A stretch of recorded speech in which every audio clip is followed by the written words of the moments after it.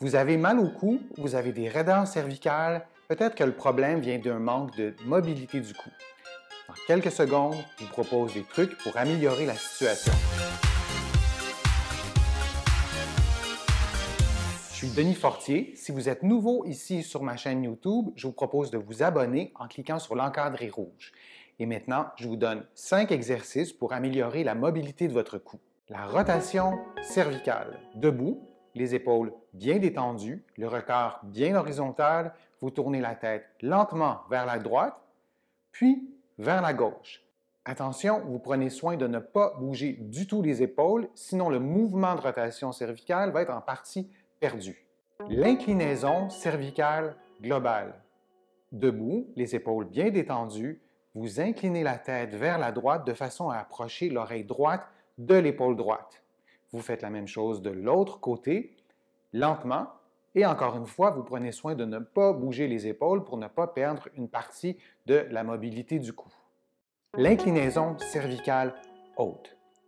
Debout, les épaules bien détendues, le regard horizontal, vous placez l'index vis-à-vis votre nez et vous inclinez la tête de façon à ce que l'axe de rotation se fasse vis-à-vis votre doigt, c'est-à-dire vis-à-vis votre nez.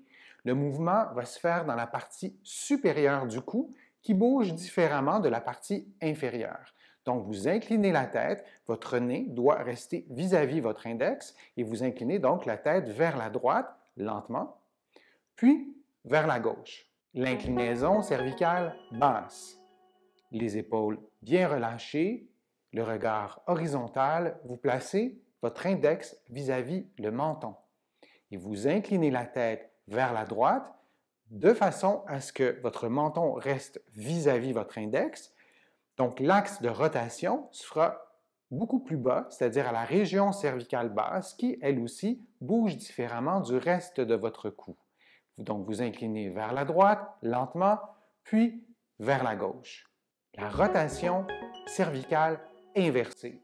Alors, vous ne connaissez peut-être pas cet exercice-là. C'est vraiment très simple. Vous vous placez debout, encore une fois, les épaules détendues, le regard bien horizontal, et là, vous fixez un point devant vous et vous allez tourner les épaules plutôt que la tête.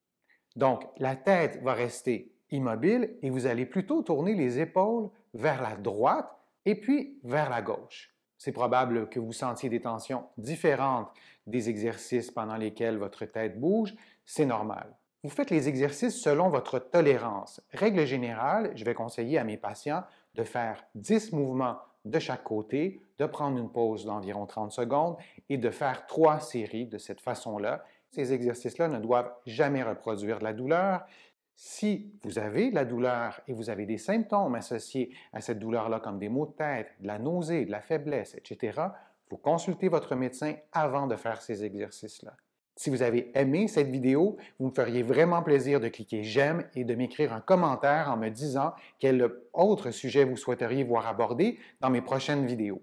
Et en terminant, dans la description de la vidéo sur YouTube, vous allez trouver plein de renseignements, notamment sur mon site web et sur mes livres dans lesquels il y a beaucoup de conseils, d'exercices, d'informations, etc.